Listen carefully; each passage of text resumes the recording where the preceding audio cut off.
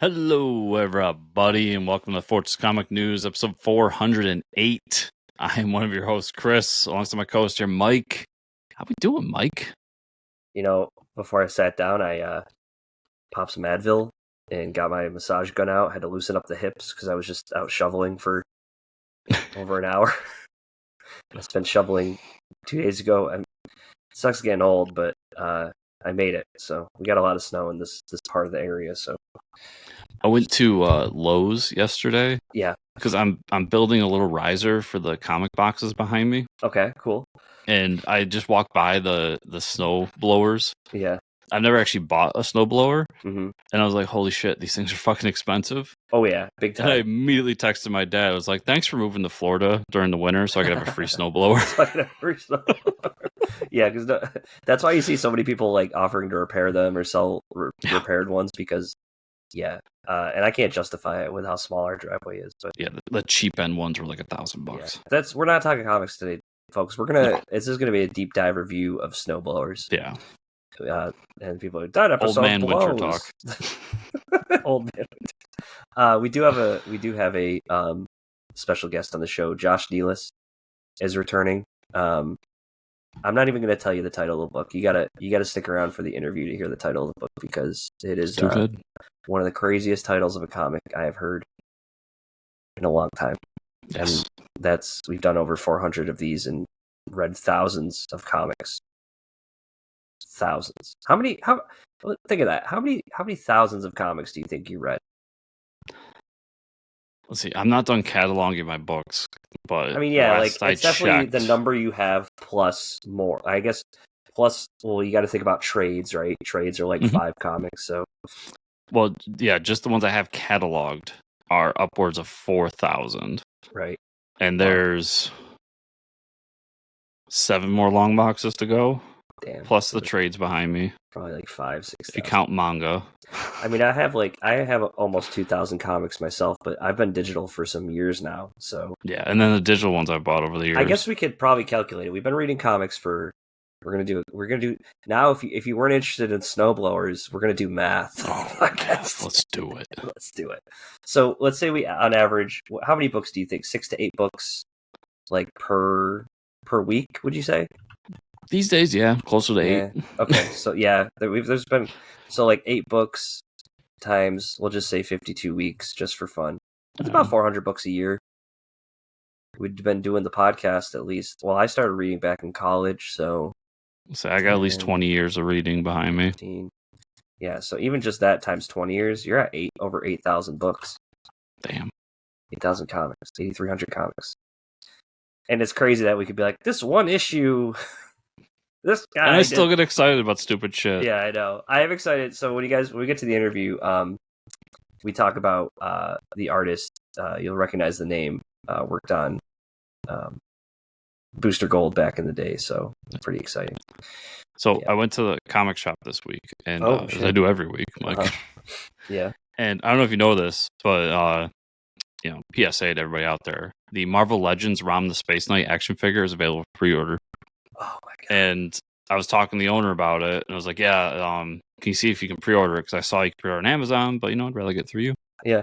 And he pulls it up, and he's like, "Okay, he's like, yeah, it's here. I can pre-order one for you." I was like, "No, you're pre-ordering 2. One to take out of the box, one to steal away forever." One for when I break that one, and I need to replace it. Yeah, that is so true. I actually have I have this Dark Knight Returns Batman statue. It's funny. I have this one right here, and this came out. I have the same one behind me. Yeah, years ago this came out, right? So I'm holding up this bust. Everybody who's listening to the show, it's Dark Knight Returns. It's got his bat symbol. It's amazing decal, and it's numbered out of 3,000. So, I remember when this came out. I think I bought this when I was in college. It was like $30, $40. It was really affordable for what it is, right? It's amazing detail. I've had it for years. We're in the house now. A couple of years ago, my friends come over and they say, "Hey, we got to change the baby. Can we use your office?" I go, "Yeah, sure." And this gets knocked over, and the ear breaks off. Oh no! And they didn't know like how expensive it was that you can't get them anymore. I honestly didn't care. I was like, they broke it, like, they're walking around, bumped it with the baby. I don't care. I have so many statues and shit. I was like, it's fine. It's really fine. The year later for my birthday, my friend said, I opened, or Christmas, I opened it up and there's a new one in a box. And I looked at him. I said, dude, this is like, this isn't. He goes, you know how expensive? I go, yeah, they don't make these anymore. Like, you can't. You have to like go on eBay and find them. And he's like, yeah, that thing was like, he's like almost $100. And I was like, yeah, because it's like a collectible. I didn't want to like put my fucking collectible hat on, but I was like, it's a limited collected item. But I was like, I knew that at the time, but like I really didn't care, and I didn't want you guys to like feel bad about it. So now I have two, Chris. I have one with a broken ear that sits on my guitar amp, and then the nicer one is here in the office. You have one after he fights Superman and one pre-fighting Superman. Yeah. So, long story short, buy two. One for when it breaks. Especially Dark Knight Returns stuff. I feel like that always sells out. Yeah, but Dark Knight Returns stuff always is in like circulation. Like they're doing those McFarlane things I showed a few weeks ago. Yeah. There's a Dark Knight Returns one coming out soon. Oh, okay. The same week, there's also a Daredevil Born Again one coming out. So in the mail will be both Frank Miller stuff at the same time. Nice. Nice. Of course it will be. Yeah, but it just ROM they don't make. Yeah. Like it's so hard to find ROM stuff. It's like getting a MODOK action figure, right? Yeah. So it's one of those things like when it's there, I buy it. Like yep. It's like Squirrel Girl. I have a stupid like anime Squirrel Girl statue, and it's just because at the time they literally did not make Squirrel Girl shit. Yeah, I remember you bought it when you bought it too. Yeah, that's like me with Owlman. But I think over the years we've gotten like 3 Owlman figures now. So. Yeah, it's classic stuff. So yeah, announcement. Just record for anyone listening. This is recorded pre-Super Bowl. Right. So anything that happens at the Super Bowl, we will hit next week. Next week. And one of the things we're going to talk about is something that happened pre-Super Bowl that I'm pretty sure we're going to get another version of for the Super Bowl. So that, and I did hear what we're missing. So I did see that the Superman trailer, there's no Superman trailer they announced at the Super Bowl. That's surprising. But there is a new clip or trailer. It's going to be at the Puppy Bowl. That's hilarious. Is what I heard. And I was like, that is the most James Gunn shit to do. There's also a rumor he's, and this goes to like following people on social media and all this bullshit. But yeah. I guess he followed somebody on, it's either Blue Sky or X, whatever one, but he followed somebody that's in charge of like licensing and shit for Sony gaming. So now everybody's running wild with like DC games are coming to PlayStation and all this stuff. I just saw the news that Wonder Woman game is being like scrapped. They were working on. I forgot what was it. DC Studios that was working on it. That was Warner Brother, and that was the people that made that that Lord of the Rings one, the Shadow of Mordor. Yeah. The Shadow of Mordor games were really good.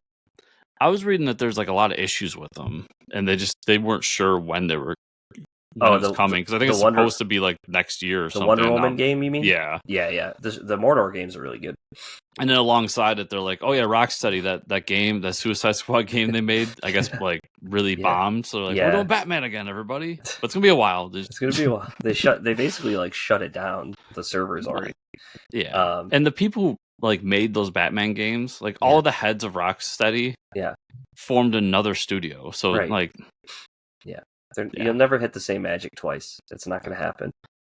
Yeah. But then also to anybody out there listening, and you will already know the conclusion of this by the time you're listening, but I have a bet going with Blake's Buzz. And if you don't know, Blake is a huge Kansas City Chiefs fan. Okay. So much in the vein of longtime listeners will remember a bet me and Mike had. Oh, this will be fun. Yeah. If the Eagles win, Blake is going to come on this show and review a comic of my choice. Now, we're just going to do one, like a trade or something. We're not going to do like a year-long thing. And then you will go on his show. And I will go on his if the Kansas City Chiefs win. Do you have a book in mind yet for him? No, because I'm not making the same mistake twice, Mike. You will not hear a peep out of me until that final 0 hits. Yeah, if anybody forgets, I don't remember what year. That was like several years ago, but man. It was the Falcons Patriots Super Bowl. Sweet victory. Sweet victory. I got so cocky at halftime. Oh yeah, I was on everybody out there. So anybody doesn't know, you and everybody that else. was the big thing where like the Patriots had the biggest comeback in Super Bowl history. Yeah. At halftime, they were losing so bad that everybody was like, "It's done." Yeah. And I was on what was then Twitter, talking so much shit to Mike. Mm-hmm. Mm-hmm. Just announcing what he's going to be reviewing for the year, just piling on him. And to Mike's credit, did not say a fucking word. Nope. Quiet as a mouse. Yep. Until that game ended. Yep, that's how it goes. I was at a party too where everybody was like shitting on the. I was like the only Patriots fan at the party, and I just sat there quietly. Like, yeah, you Patriots fans, you suck. You fucking suck. And I'm just sitting there like eating my nachos, doing shots, like. And then they won, and the host of the party said Tom Brady is the best quarterback of all time, and I shook his hand and I left the party. I was like, sometimes you just gotta wait till it's never over, right? It's never over till you say it's over. Lesson learned, yeah. Yeah, those last 2 minutes of a football game will last fucking 45. Trust me, all postseason. Yeah. My girlfriend's been like, was never really into football, but she's been paying attention because apparently she cares about me. And wow, that's a good quality to have, yeah. And she would get so frustrated at every playoff game because she'd be like, well, I guess it's over. Like, what was it? Against Washington, we're up like 52-20 something. Oh, yeah. She goes, it's over. It's like, nope, not until it's 0. So I see zeros on that clock. It is not over. It's not over. Yep. Those last 2 minutes, they'll use every fucking timeout. So all right. So this is before the Super Bowl. We established that. Yeah. This week, we got the first 3 episodes of Invincible. A lot to did you watch all 3? Oh yeah. So a lot to unpack. I think the top loving it. I will say, for the episode that starts, I think it's episode 2, that starts with no dialogue for the first 10 minutes, where they show like the D-class villains and get you like emotionally invested in them. I thought my TV was broken.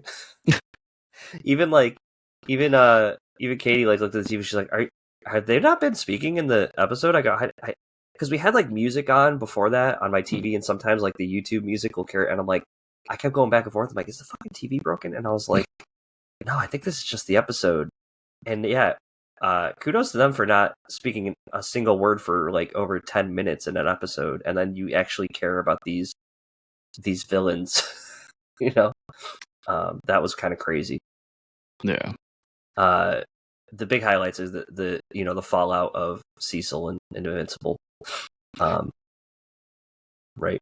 It just, these 3 episodes I posted right after, like, it just reminded me of why Invincible is some of the best television. Oh, hell yeah. Out there. Like, it doesn't matter, animated, live action, period. It's just some of the best television. Yeah. His breakup with Cecil and that whole moment in the comics was big for me. Like, that's kind of the moment that turned it to, this is like one of my favorite comics ever. Mm-hmm. So seeing that done in the cartoon was so well done. Yeah. I like the joke of like when he gets the new costume, everybody calls him Invincible. Invincible, yeah. And then seeing Oscar get out there and seeing that he's kind of a little bit of a psycho. Yeah, it's like it challenges. It really, like, all the relationships. There's 3 big relationships that are challenged with Mark in these 3 episodes. There's the Adam Eve relationship, new relationship, not really a challenge, but there's a development relationship with Cecil, and then there's a development with relationship with Ollie.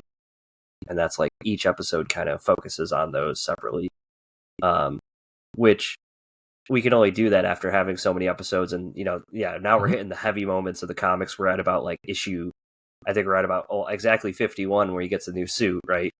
Everybody knows that iconic, if you're an Invincible fan, iconic 51st issue, new suit, the blue suit. It's just so good. It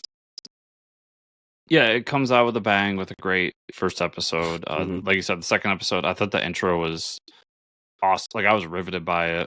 Yeah. The whole breakup with Cecil episode, like part of episode 2, and just the carnage that comes from it. And Did we ever really get Cecil's backstory in the comic? I don't remember. No, we that. did not. We never got his backstory, so that was kind of cool to see that. Yeah, so getting that was fun because you know how it is. Like we just established at the beginning of the episode, I've probably read like 10,000 plus comics in my life. Right. It's hard to remember every little detail of a we series never. like that. I don't think we ever got his origin. Yeah, so to me that felt fresh, and like apparently was fresh. Yep. So that was a really cool, like getting to see his ascension and where he was coming from and how he had to evolve and how it mimics Mark's, just minus the superpowers, obviously. Right. Yeah. The little moment with Omni-Man and Alan the Alien at the end of one episode, like everything. I love this show so much, and I'm so glad it's back. Yeah, it's really good. Hopefully we don't do this 4 episodes and we're done for a few months thing, but they promised us they weren't doing that, so yeah, right. Yeah. So we'll see. I was surprised to see it called season 4, and then I was like, I don't remember, season 2 had 2 parts or season 3. I can't remember. Well, if I was confused by that, but then also that Invincible presents Adam Eve thing. Oh yeah, I think that was its own season as far as like how Amazon lists things. I wonder. Weird, we've had a lot of developments of the Guardians of the Globe. I would love if we got like a mini in between of the Guardians of the Globe, kind of like they did with the comics. Those are some of my favorite comics, the side series with all those.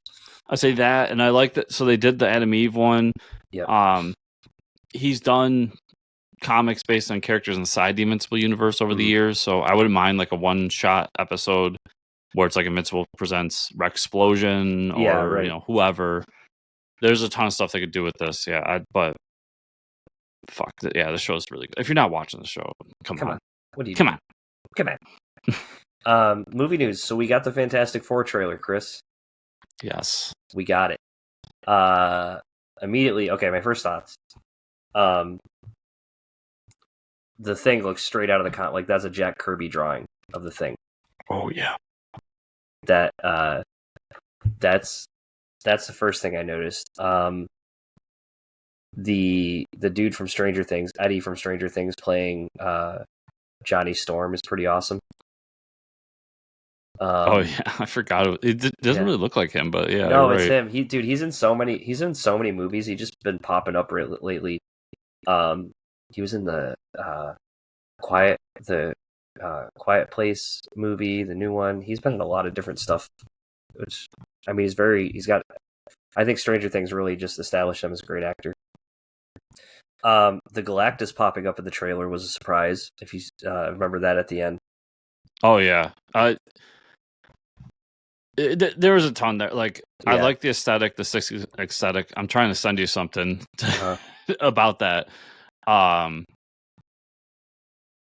Yeah, and I was looking at some of the stuff. I'm just gonna send it to you on Facebook Messenger. It's got to be like it almost to me. I mean, it definitely isn't the main. It's not the Marvel Cinematic Universe that we know. No, it's definitely they're setting up a side universe, and Secret Wars will fix all this. Yeah, is how I feel.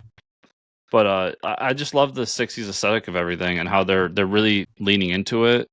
And like I just sent you something.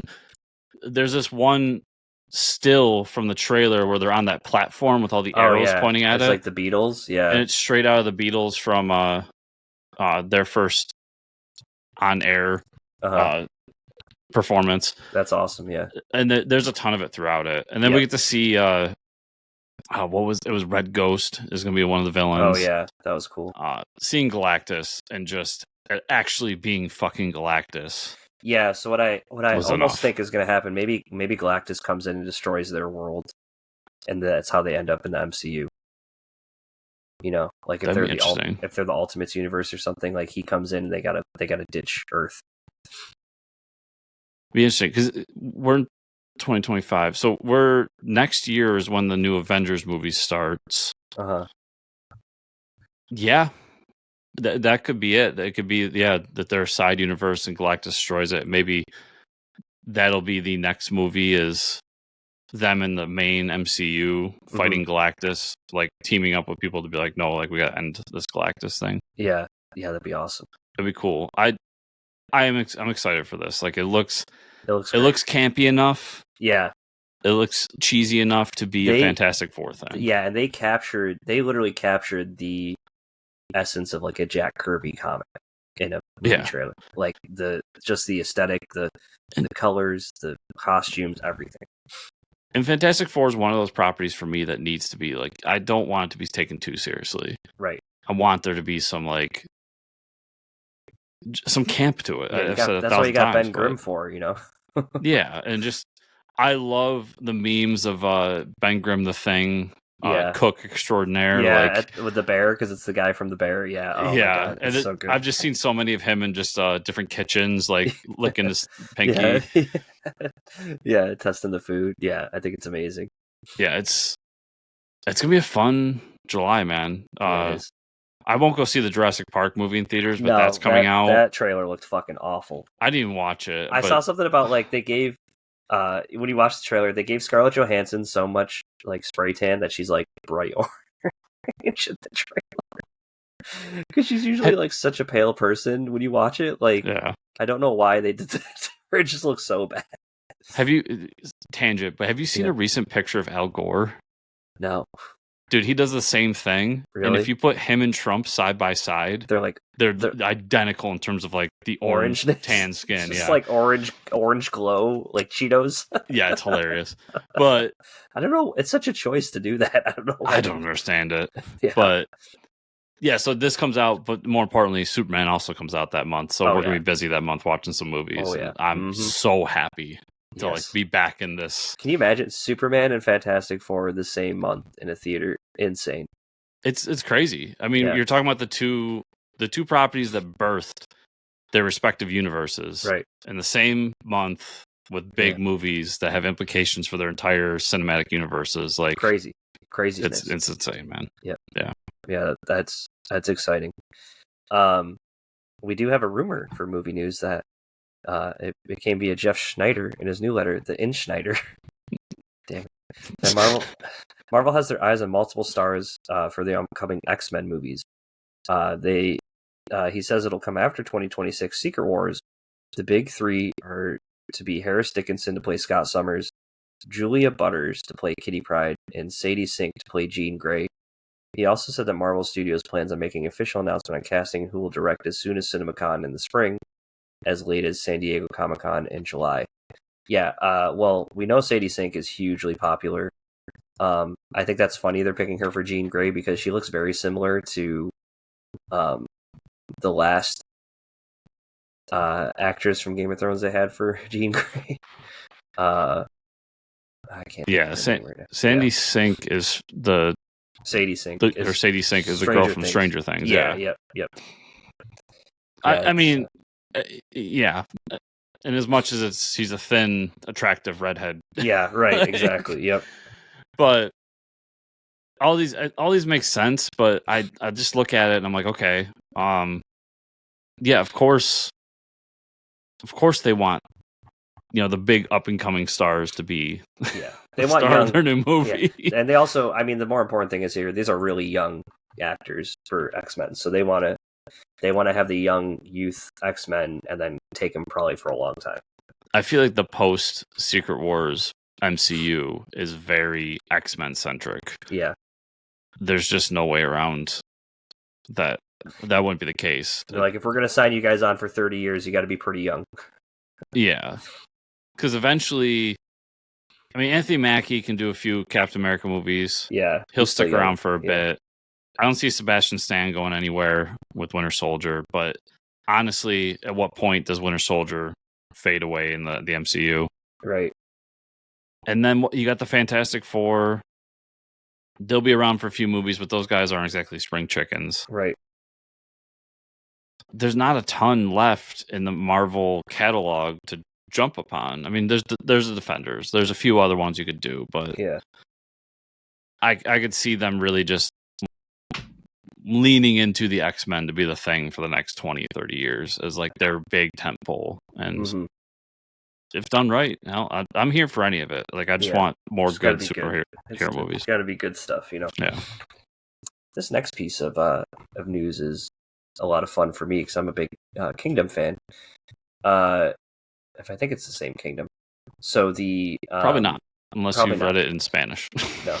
Viz Media announced they're translating the classic manga series Kingdom for the first time into English. The series was originally published in 2006, Japanese manga magazine Shushi's weekly Young Jump, and has been translated over 7 different languages before making its way to the U.S. market. So I guess I thought Kingdom was... okay, so maybe this is a little different because there's the show Kingdom on Netflix that followed this periods of Chinese history, but it was also with zombies. So, yeah, it might be a similar story because they look like this. I mean, it's not like a zombie movie, but like the zombies are used to control like people within the kingdom. So, after inspiring 5 seasons of anime, 4 live action films, and thus far, so there has been live action films. Kingdom manga has finally come to English readers. Cool. Yeah, I think a lot of those are Japanese, Japanese movies and whatnot. Okay, cool. I'm trying to read. I think that's manga. It just makes sense for them to do something like this with manga becoming more and more popular here in the U.S. I mean, I don't see it going away for a while anytime. Yeah, and I'll check this out. It sounds like a really cool series based on some like ancient Chinese history. Yeah. So, and it has some cool art. I like the uniqueness of the art. It's not like your typical manga style. Mm-hmm. So the show Kingdom that you're thinking of, yeah.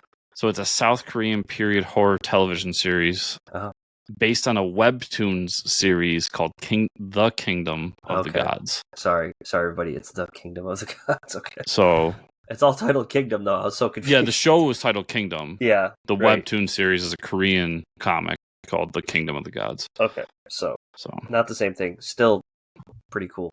Yeah. It sounds like something I would probably enjoy. I'll check it out. It won't be till fall that it's coming out. So yeah, we'll see. After recent events from the current U.S. administration, Image Comics announced that a classic graphic novel from writer Brian K. Vaughan and artist Steve Scroce was seen a resurgence in popularity of the comic. Is none other than that We Stand on Guard, which is a series set 100 years in the future. A group of Canadian civilians take action to fight against the invading United States forces. Yeah, something we thought never would have happened. There's been some weird talks over the last couple of weeks. So I'm sure people Googled like U.S. versus Canada, and they said, well, that's never happened, but like, hey, it is in this book. And they're like, wow, all right. In other news, the South Park movie is really popular. Yeah. Yep. Did you read this, right? No, I don't think I ever did. Did you? I have the issues of it. Oh, damn! Really? Yeah, it's a fun it's a sci-fi movie or comic. Basically, I might have. I think I do remember reading this a long time ago. I think. Yeah, basically, the United States has these giant mecha robots, and they just invade Canada with them. Okay. Yep. Okay. Now, now I'm seeing the pictures of it. I do remember. Yeah. It's just so funny to me what people cling on to. Like there was fucking knock on wood, but yeah, I don't see any reality where the United States is going to invade Canada just because they're like arguing over tariffs. But but I think it's just the rising tension between us. I see a lot of Canadians getting rid of American products and shit like that. So I think it's just and vice probably versa. Like, this is awesome. If they had giant mechs, we'd fucking fight each other. Who knows? Maybe one day. I heard that there are lasers being like Ukraine successfully used a laser in warfare that last week or something. So we're getting lasers, Chris. We might get mechs one day. G.I. Joe's coming. Yeah. Dude. This is proof that there was no news this week. Oh yeah. But B, I couldn't believe when I opened the email and this was the press release. I know. It's like, really? They must have sold a lot of these though. Yeah, like they said, it's been selling out. That's crazy. Yeah. This book came out. When did this book came out? It came out when 10 years ago. I was gonna say, I think I was in college when this came out. I don't think we were doing the show when this book came out. Yeah. Issues 1 through 6. It doesn't say the year in the article, but yeah. Doesn't I thought it did. Did it? I'm ungrateful. Sorry, I've got a very needy cat on me right 100 now. years. Yeah, and I remember this came out and I read it because it was like was like, oh yeah, I'm loving Saga right now. I got to read this. Remember those good times when you loved Saga? Yeah, when things were simpler and Saga was one of the best comics during the time. Yeah. See, we stand on guard. July 2015, 10 years ago. Yep. Yeah. So I think I was before the show, everybody. So I'm pretty sure it's before the show. Yeah. I kind of want to go back and read that. I don't have that on the shelf. Do I? I might have the issues. I'll have to go look.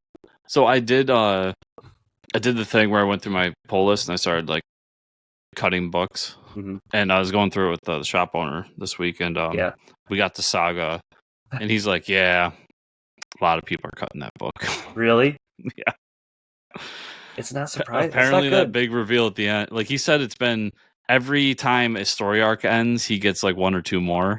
But he said this last one, like he goes, you were not the first. Wow. Is what he said. Yeah. That sucks, dude. I mean, it's just not good. It's just not good. I was joking with him. I was like, yeah, I went back and I looked and I was like, some of those issues are worth money too. So yeah, maybe we'll do some selling to buy better comics. Yeah. It's funny because I have a friend that stopped reading when they killed Marco off. That was a positive life decision on his end. Yeah, and I said, dude, it hasn't. He said, yeah, it really sucked that they did that. I said, well, it's been over 30-something issues since then, right? And I said, they haven't brought it back. They keep hinting that they will. He goes, really? I go, yeah, so just don't even read it. Yeah. I said, I'll let you know if they bring him back. You don't need to read anymore. Yeah, I can officially say I'm done. Yeah, it's stupid. What we're not done with is the stuff we can talk about this week, Chris. Yes. I will say, my local game shop has a bunch of trades on sale, so I picked up a couple of the One Bad Days, the Batman stories. I think you read a few of these. I did. I didn't really care for them. The Clayface one's really good. So it's Colin Kelly, Jackson Lanzig do the Clayface one. I remember that one. Yeah, that one takes place in Hollywood, right? Yeah. Yes. And it's Germanico on the art. Amazing art. Really good. And then I picked up the only other one I picked up I haven't read yet. Because they had them all there, and I was like, yeah, I'm definitely cherry picking the good ones. Because that's how this is. And I had to get the Joshua Williamson Bane one. Because I didn't really. That was before he was on my radar. So yeah, and it was Howard Porter doing the art. I mean, the art is like sick. Oh really wow! Good. Yeah, so there's like 6 of them, and I looked at them and was like, yeah, I'm definitely only grabbing the Josh Williamson and Lanzig Kelly ones to read. I was like, they had the whole set where you could buy the hardcover. I was like, nah, I'm not doing that. I just want these 2 things. All right, get down. But yeah, so I started reading those. Those are good. I finished volume 2 of Destroy All Humans. They Can't Be Regenerated. The Magic the Gathering manga. Really good. So this kind of wraps up I think the high school story arc, and I think we go later. I think there's a time jump for the next one. They go to like Tokyo. They do play some tournament. You meet a couple new characters. There's a lot more when they're battling with the cards. There's a lot more like Yu-Gi-Oh shit happening where it's like the monsters fighting each other. And then the relationship kind of progresses with the two, romantic interests, which I think it's moving the story along. So it's really cool. And then like, I don't know if they did this with the first volume. The cool thing they do is at the back, there's a list of appearance of every card they show in the book and like the title of the card and like what it is and stuff. So I thought that was pretty cool. Yeah. Absolute Superman number 4. Nice. I thought it was a great issue. You have Lois Lane looking for Superman. We get some of the relationship with her and her father. He's retired. He lost his legs. He's got like mechanized legs now. They're General Lane. The Omega Men are an underground organization. Jimmy Olsen's part of them, so there's some tensions there. They're like a rebel group against the Peacemakers. Chris Smith, the original Peacemaker, is having some crazy PTSD things going on, killing civilians. Like he just snaps and starts killing people. He's going crazy, so he like murders a whole town pretty much. There's a lot of crazy things happening, but it's focused on Lois Lane and Superman, which most Superman books are, So I'm really enjoying it. I'm enjoying it. I'm kind of ready to be past. Yeah. the origin, like it's Yeah, not the origin, but yeah, like like the yeah, intro of everybody. right. Yeah, we're not. There's no giant swords like in Wonder Woman, so I'm not that interested. Oh, it's just Yeah, not enough. There's not enough Superman right. in the Yeah, that's book. true. It's There not that wasn't. it's Yeah, bad. It's just right. it's a nitpick, but hmm I did really like it. Shazam 20. This was a in between issue by Scenic Grace and Dan McCade on the art. My notes for this one is WTF is the art in this book. I think I sent you. I might have sent you a Snapchat of some of the pages. The faces and the hair, the art is just off. I'm not one to knock artists, but like I looked at some of these pages and I'm like the facial expressions of these. It gives me like old school, Invincible vibes, and some of those faces, it's just like a little jarring for my comic books. You know what I mean? So I think we're just used to some higher level art and more detailed art on this book, but I don't know. I haven't read it yet, but I don't like to knock artists or any creator either. But I do think when you're Marvel or DC, there's a certain level of like quality I expect. Yeah, and I trashed an Action Comics issue recently about that, where I'm like, this is not it's DC not up, level quality art, and right. Marvel's done it too. It's not to pick on DC, but it's I think it's all good for trying new artists, but like to have them cut into a middle of a Shazam book like that, something we've been waiting for, it's kind of it's a weird story too. Like John Kent comes back as being a little kid. He gets like Shazammed as a little kid, so they're like going around trying to get him back. Like this genie gets released and curses him. It's just a weird issue where we loved John Kent as a kid, so they bring him back as a kid and then they bring him back as an adult. So it's like, okay, what was the point of that kind of thing? So it was all right. Justice League: The Atom Project #2, Ryan Perot and Ridley on the art. There's still a nationwide hunt for Captain Atom. The two Atoms are looking for him. The military is getting restless, doesn't trust the Justice League, so they're kind of going to do their own thing. We don't know what that is yet. That's kind of what the book focuses on. And also it talks about Atom Smasher, and the focus is more of like getting people their powers back. But we do know that Captain Atom has like the Speed Force now, so he's like running really fast, and they can't find him. So he's like a very fast nuke, which is not good. Batman 157. So this is a great wrap up of the story arc. I put in my notes here. Batman crashing a plane and punching KG Beast in the face had to have been the best comic panel of Batman for a long time. That's what I put. Yeah. The way he like safely, quote unquote, crashes a plane into the city, and then he lands the plane, jumps out of the front windshield, and punches KG. I was like, this is the most comic book thing of all time. It was a great issue. I think it was a good way to end the arc. The brother wasn't actually related to Bruce Wayne. Court of Owls and Enigma get away again. They're kind of like in hiding. Batman and Gordon work on their relationship moving forward, and that's kind of where we are. I thought it was overall the whole KG Beast reveal and stuff. I thought that was just a great way to end it. And, yeah. Him throwing the plastic explosives on the wings wings, yeah. And then Chip just explaining like Batman being like, I don't like guns, but I have to use them this time. Yeah, right. It was great. Yeah. And it's funny that, I mean, I'm with you that panel was amazing that you mentioned. But the one I posted, because it hit me in the feels real hard, is at the end. It's actually two panels, but at the end, Bruce is asking the woman he's with, I forget her name now, how he can not see his friend Jim different moving forward because of everything that happened. And I posted the panel, and she says, "Look at him as a friend, as flawed as the rest of us. You hold it in your heart. The fact that none of us are just one thing, that we all struggle. Jim Gordon is human, so just be human with him." Holy shit, man! Batman's like, I'm not human though. What do you mean? I know. First of all, it's Batman, so it's fuck Batman, off. But so, right. But second, I was I had to like step back for a minute after that panel. It's good stuff, man. Chip's the man. Yeah, Chip's the man. Really great. Sad really to see go, but yeah, I'm not. I said a million times now, but I'm getting more and more excited about the Hush 2. We'll see. Yeah, hope they do it well. My last book this week, JSA #4. Great issue.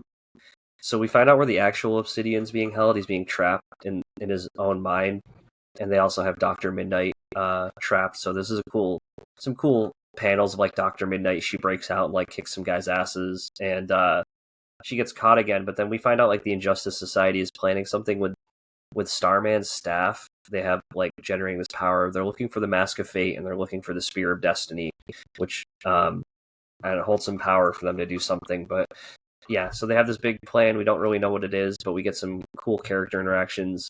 Obsidian and sees Joaquin Thunder in his mind, but I don't think he's actually there because he's being trapped in his mind. Yeah, so really great JSA stories. It feels like a classic JSA comic. So Jeff Lemire's killing it. Glad you're enjoying JSA again. Yes, and that's all I had this week.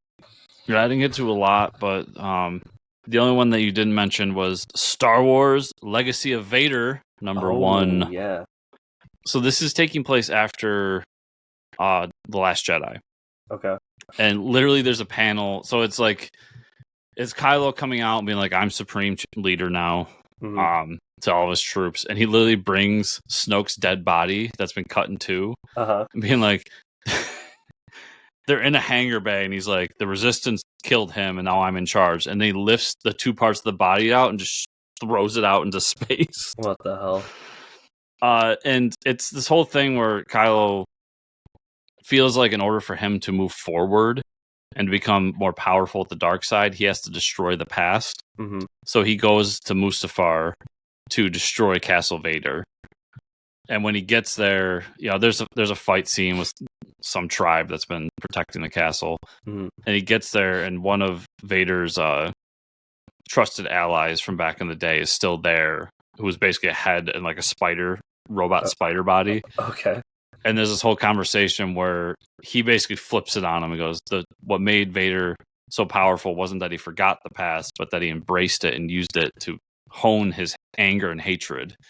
So now I guess the rest of the series is going to be him going back and embracing his past as the grandson of Darth Vader. So it was a cool issue. I really enjoyed it. And it's Charles Soule and Luke Ross, who were the ones doing the main Star Wars book for a long time. Okay. So they've got some Star Wars chops behind them. Nice. Image has been reprinting Criminal. So I'm getting them because I don't actually own the series. I only read it because I borrowed it from somebody. So I read volume 1 of Criminal. Okay. I forgot how much I love this book because it's been so long. Yeah. But this volume is all about this guy who has a code of honor, the honorable thief. He has his rules, and his rules are basically designed so that he never goes to jail. Okay.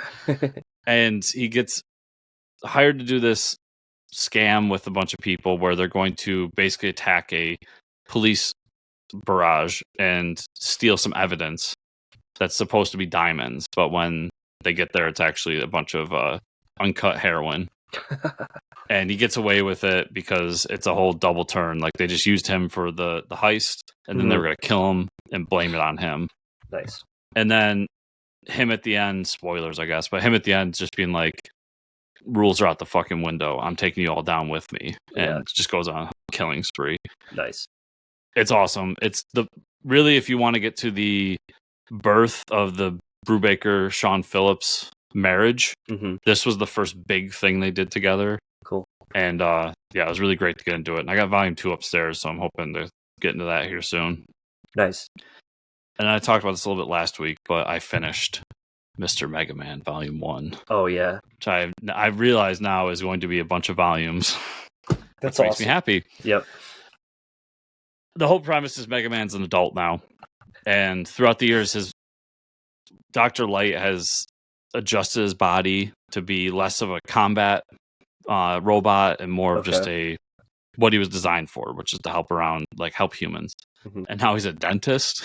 I love it. And for the most part, every issue is him meeting up with a previous robot master that you would fight in the video games and like what they're doing now and how he can help them. I think I told last week about Top Man's all mad at Beyblade, so he like attacks the Beyblade facility. I love that. Gutsman is a construction worker, so they made him like a typical construction worker where they go out to this bar to drink oil Oh my god. And then like it always ends with him throwing up in the alley. Oh, that's amazing. Yeah, it goes on and on like that. Like you get to see what a robot spa looks like, all these different things. Yeah. And then in the background, there's a new threat rising, and some sort of terrorist organization is doing basically what Wily used to do, but everyone's pretty sure it's not Dr. Wily. Okay. I feel like it's going to be in Dr. Wily, Mike. Yeah, it might be. So now Mega Man doesn't want to give up his adult body and go back to like his prior combat body, which was a child's body. Mm-hmm. So it ends with him being like, I will go back to being Mega Man, but we're going to do it on my terms. And we're going to design a new body that's for this body, or new armor for this body and everything. So yeah, there's a bunch of twists and turns along the way, but it's a lot of fun. The art's way better than you think it would be. Way too good. And in the back, the creators were talking about it, and I guess Capcom really approached a couple manga creators and said, like, we want to do more Mega Man stuff, but we don't want to just keep doing, here's what happened in game 1, here's what happened in game 2. As much as I enjoyed those comics and mangas over the years, it's been done a million times at this point. So it's like every time, the writer of this wrote this as this pitch, and then also wrote the pitch for Little Mega Man, which is going back through the games, but with a twist. Oh, interesting. And that's the next thing I'm going to be reading. And Capcom was like, yeah, let's do this. And that's where this all was birthed from. So really cool. If you're a big Mega Man fan, I think it's a lot of fun while with your time. Even if you're not, it's just a fun like experiment if you have some sort of nostalgia for those games. Yeah, it sounds cool. So, yeah, that was everything I read, Mike. Where can people find you on the internet? You can find me at Fortress Ricker on Twitter/X. And where can they find you and or the show? Find me on any social media network, whether it's Blue Sky, X, you name it, at Fortress Chris. Also at chriscomicscorner.substack.com. If you want to follow the show, it's on X, Threads, a bunch of social media networks at Fortress Pod. Also at fortressofcomicnews.com. And if you want to support the show, 5-star reviews for the podcatchers. Like, subscribe, share, comment down below on the YouTube version of the show. And then you can go over to patreon.com/fortresscomics for more. Thank you all so much for listening and or watching this week. We'll see you all here next week.